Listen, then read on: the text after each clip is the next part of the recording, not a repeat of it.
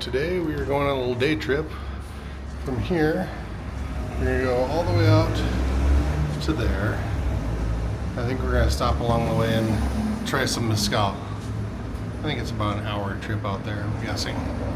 Maybe it could be interesting to know about some differences between mezcal and tequila, right? Because tequila is also very famous, and they are similar drinks, but I don't know how to say it. But at the same time, they have some certain differences, right? I'm sorry for the delay, but Ricardo is getting a coffee. Actually, I'm gonna ask him to order a few more coffees if you want.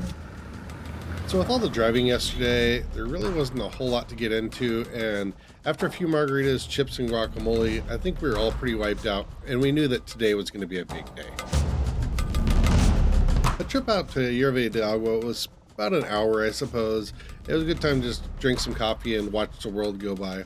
We did make one stop along the highway at this unique archaeological place where they found out that after a series of earthquakes, the side of the mountain collapsed right here, and it exposed a tunnel with a bunch of cave paintings on it, and that was super cool.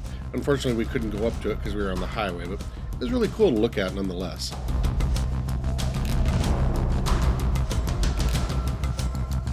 Unfortunately, all these tour buses that these companies use always have this tinted window that is kind of this green hue, and it just kind of makes everything look green or blue. I mean, I appreciate not having the sun baking on the side of me all day, but unfortunately it's not really good for filming.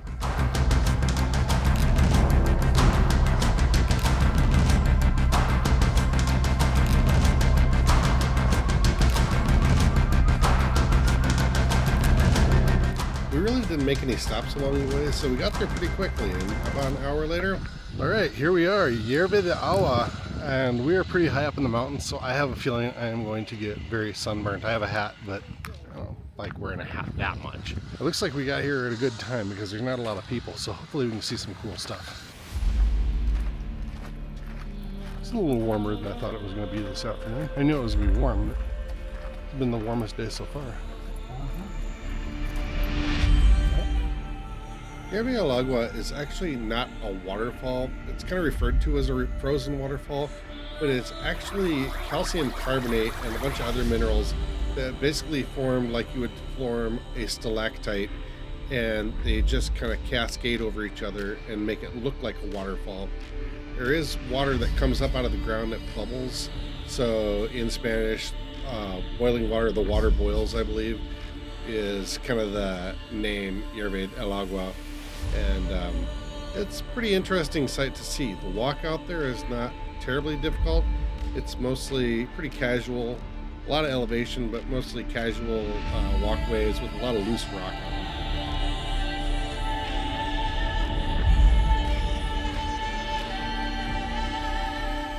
For me, more impressive than the falls themselves is the Oaxaca Valley.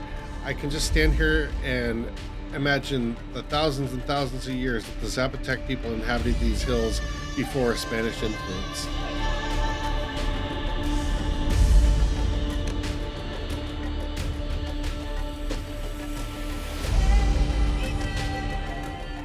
I probably didn't do the greatest job of filming the petrified falls themselves, but I really was enjoying filming the surroundings. I just really fell in love with this valley.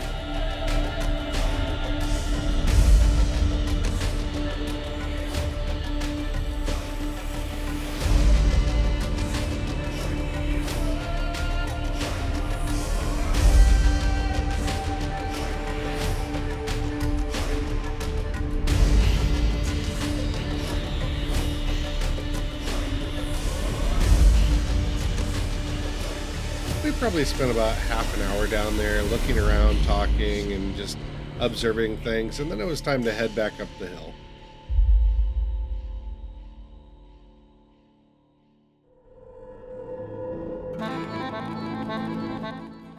On the way back up the hill, we ran into these guys, a couple of black vultures. It actually turned out that there was 3 of them. They were just hanging out, looking out over the valley themselves. I'm not really sure what their story is, but I think it was 2 parents and a younger one, and they're really interesting to watch and kind of funny because I believe the younger one was trying to get his parents to give him food, and they're like, "No, son, you're old enough to get your own food now." So they were just kind of running away from him while he was squawking at them.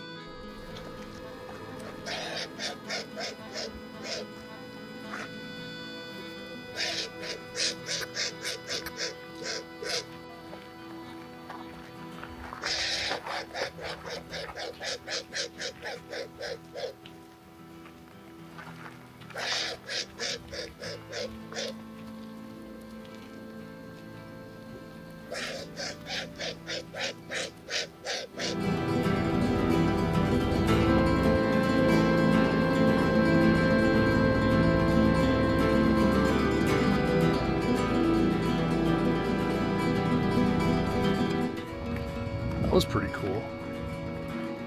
I don't know if they were trying to chase each other off or mate or beg for food or what.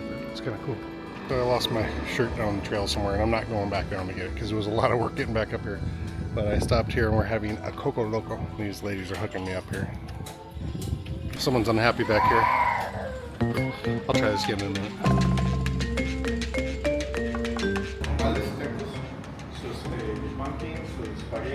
After finishing our Coco Loco, we headed back down the mountain and we stumbled into this restaurant here, which was just a huge buffet of everything you can imagine, from soups to grilled meats to salsas, beans, rice, vegetables, desserts, all sorts of stuff. I went in with the idea that I was going to try as much of it as I could, and I really didn't get that far because there was so much to eat.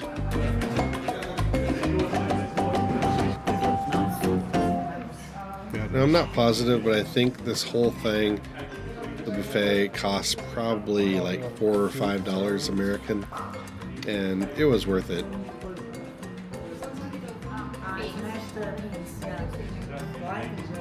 Mashed beans. These are all hot sauces. All these, yeah.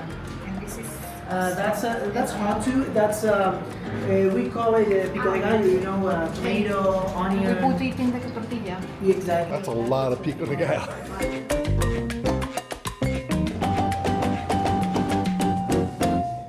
That was a lot in that buffet.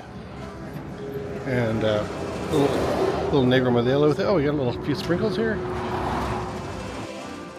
After that very filling lunch, it was time to hit the road and go see how mezcal is made. To make mezcal here in Oaxaca, we're going to use 115 different species of agave plants to make mezcal. This guy here was so well versed in mezcal. He's obviously given this tour hundreds and hundreds of times. He was very entertaining, very educational, and there was a lot of things about mezcal that I didn't know. Actually, I didn't know anything about mezcal before this, to be honest.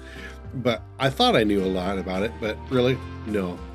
It was very entertaining, and I didn't do a ton of recording out here because we had a thunderstorm come up on us, and I was trying to keep my camera dry.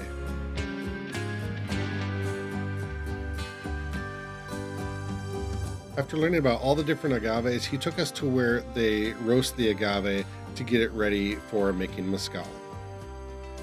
Next to the pit, there's a bunch of older equipment that they could probably still use to crush the agave using a horse or a donkey. They don't anymore. Well, they probably could if they wanted to, but after we did that, we went inside and he showed us where they cook it all down and let it ferment.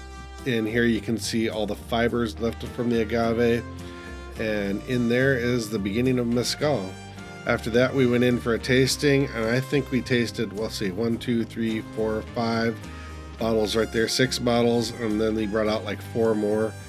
It was a lot of mezcal.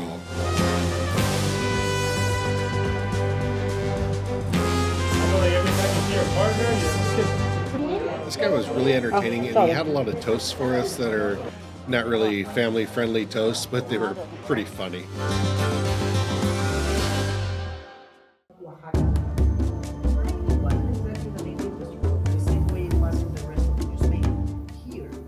With our bellies full of food and our heads full of mezcal, we went down the road a little ways and went to a textile place.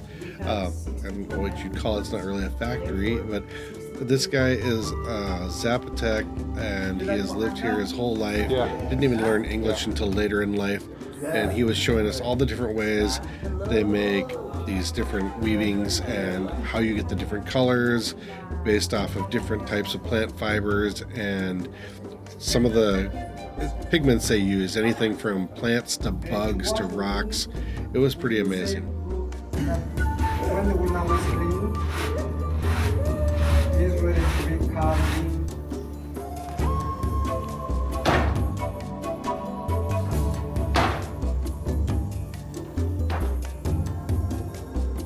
And like every little touristy type event, there's always a sales pitch. This was all handmade rugs. Unfortunately, I'm not in the market for a handmade rug, but the things he had were really cool, and he really enjoyed showing them off to us.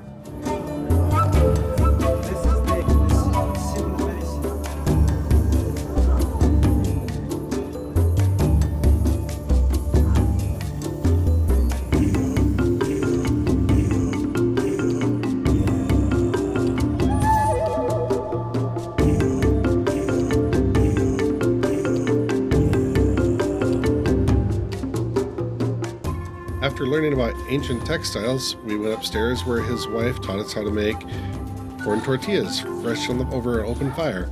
This is really fun to do, and when we made our tortillas, we took them inside and they had what was supposed to be a quick snack, turned out to be a huge dinner where we had more homemade mezcal. That one's mine. Yeah. Just exactly. Okay. And now you can go there. Muy bien. Se infló la tortilla, que aquí nos cuentan los abuelitos que cuando la tortilla se infla es que la persona que lo echó ya tiene hambre. When she's saying that when the tortilla gets like swell, like it's because the person is hungry. With our tortillas in hand, we went into the kitchen where his wife loaded the table full of food and snacks. We had some jamaicas and lots of homemade mezcal that he had done. He was joking about all the different types he had. One was actually, I think the final one was made with cannabis in it, and that was different. And once we got back to the hotel, it was time to kind of go out for a family meal together. Some had, I guess, had food. Most of us just had drinks. It was the last night that we were all going to see each other in the same place at the same time. The majority of everybody was going home, and there was just going to be a handful of us left. So we just kind of called it an evening. It was a great time, and I really enjoyed traveling with all these people from all over the world, and I'm really still looking forward to doing it again.